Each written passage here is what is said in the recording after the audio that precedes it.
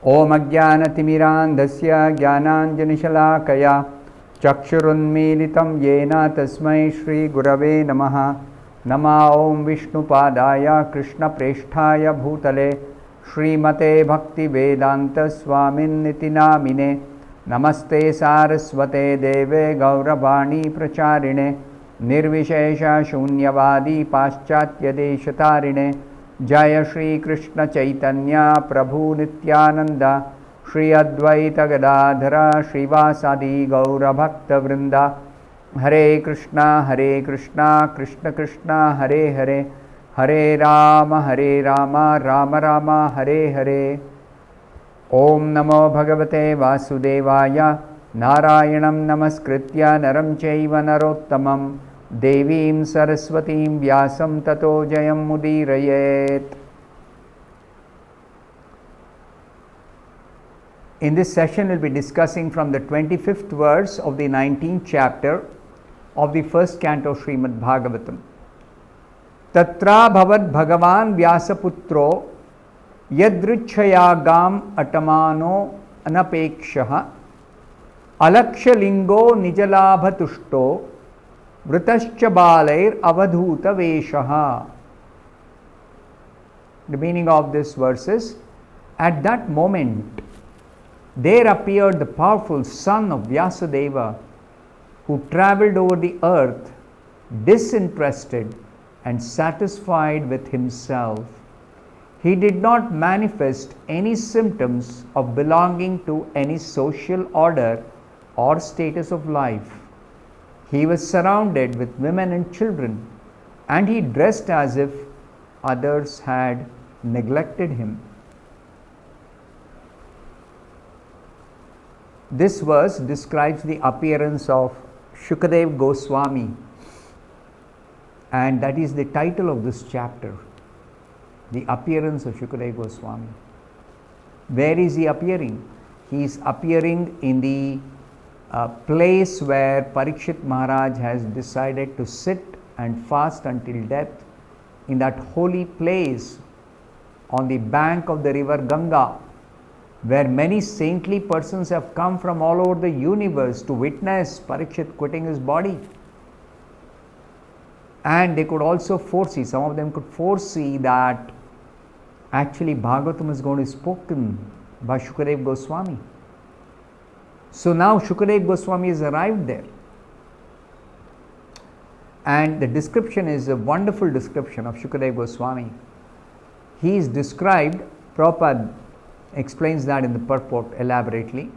He is described by so many nice adjectives. Bhagavan.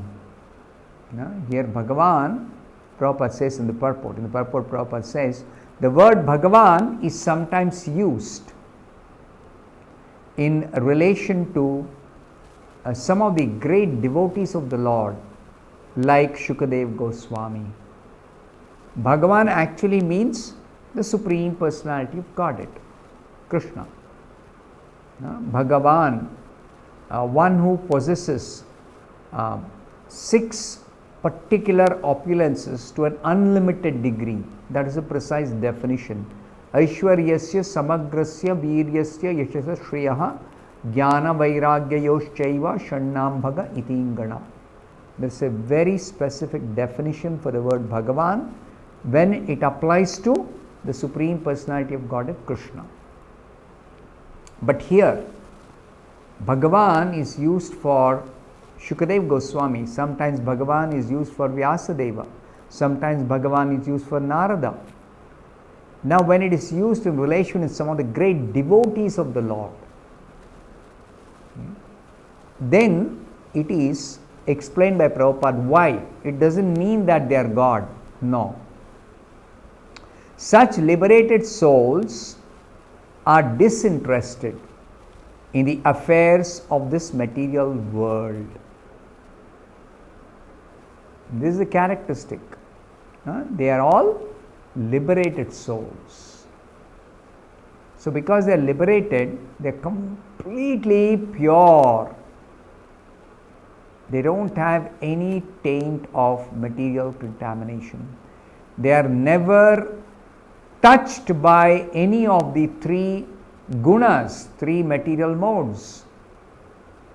So they are always spiritually active. They are only engaged in spiritual activities, even in this material world.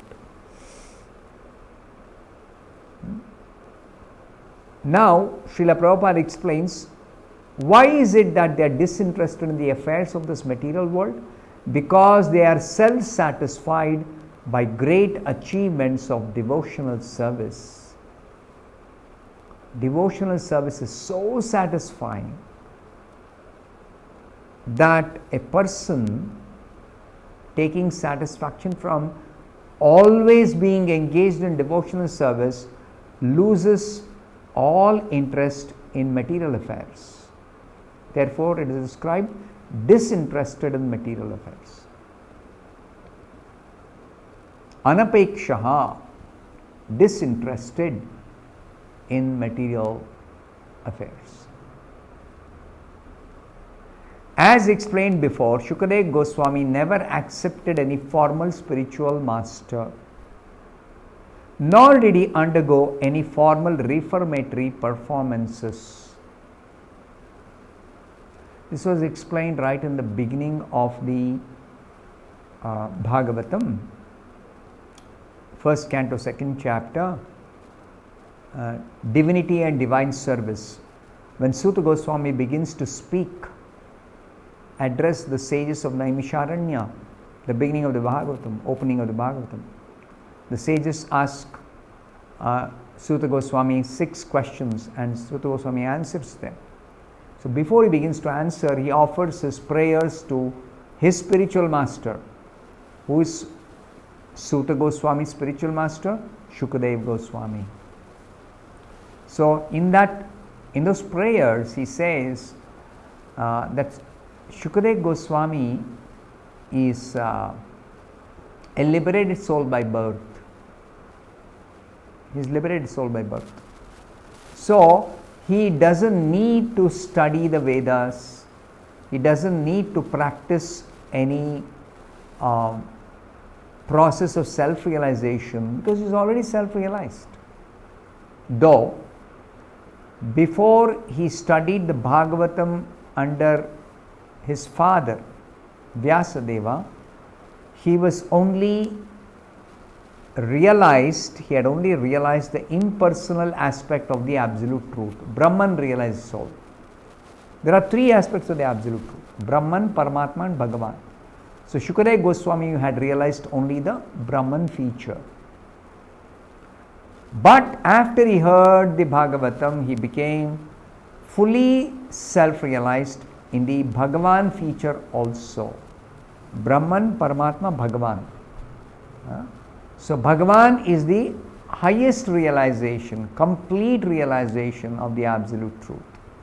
And Bhagavan realization includes Brahman and Paramatma realization. So after hearing the Bhagavatam, Shukadeva Goswami became Bhagavan realized, became a great devotee of the Supreme Personality of Godhead. So he never accepted any formal spiritual master like one goes to Gurukul or one takes initiation and begins to study the scriptures under the guidance of the bona fide spiritual master. No, he did not have to do that. Nor did he undergo any formal reformatory performance. Reformatory performance is samskara, purification, cultural purification. Just like Upanayana, the sacred thread ceremony, that signifies that one is eligible to study the Vedas under the spiritual master. One receives the Gayatri mantra from the bona fide spiritual master and one begins study of the Vedas. But Shukadeva Goswami did not have to undergo any of these samskaras, including Upanayana, because he was already a liberated soul. He was realized. He didn't have to study the Vedas.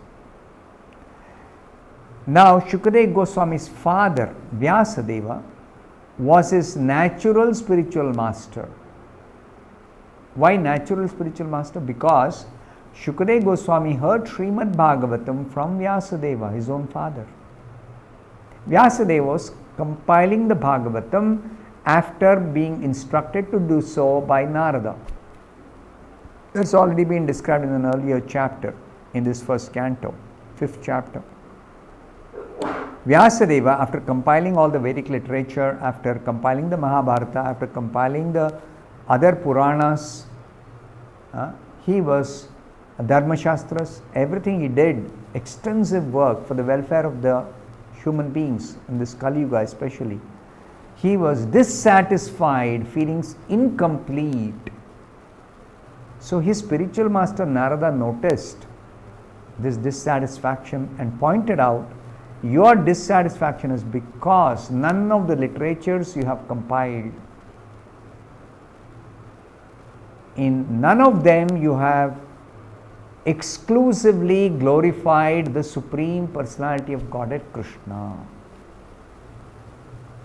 So Narada instructed Vyasadeva to compile this Srimad Bhagavatam, which is the only literature which is containing the exclusive glorification of Krishna and nothing else.